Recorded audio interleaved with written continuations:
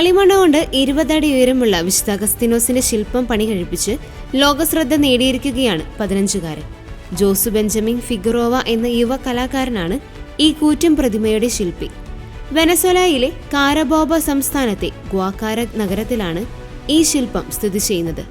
20 അടി ഉയരമുള്ള വിശുദ്ധന്റെ പ്രതിമ നശിച്ചു പോകാതെ കൂടുതൽ നാൾ നിലനിൽക്കുന്നതിനു വേണ്ടി കളിമണ്ണിന്റെ കൂടെ ഫൈബർ ഗ്ലാസ്, റെയിൻഫോഴ്സ്ഡ് റെസിൻ എന്നിവയും ചേർത്താണ് ശില്പം നിർമ്മിച്ചിരിക്കുന്നത്. തന്റെ 4ാം വയസ്സ് മുതലാണ് കളിമണ്ണുകൊണ്ട് ഇത്തരത്തിൽ ശില്പങ്ങൾ നിർമ്മിക്കാൻ തുടങ്ങിയത് എന്നാണ് ജോസു പറഞ്ഞത്. താൻ ഇതിനോടകം തന്നെ ഒരുപാട് പ്രതിമകൾ നിർമ്മിച്ചിട്ടുണ്ടെന്നും ഇപ്പോൾ വിശുദ്ധ അന്തോണീസിന്റെ ഒരു ശില്പം പണിതുകൊണ്ടിരിക്കുകയാണെന്നും എന്നാൽ താൻ ചെയ്തതിൽ ഏറ്റവും വലിയ പ്രതിമ അഗസ്തീനോസിന്റേതാണെന്നും ജോസു കൂട്ടിച്ചേർത്തു.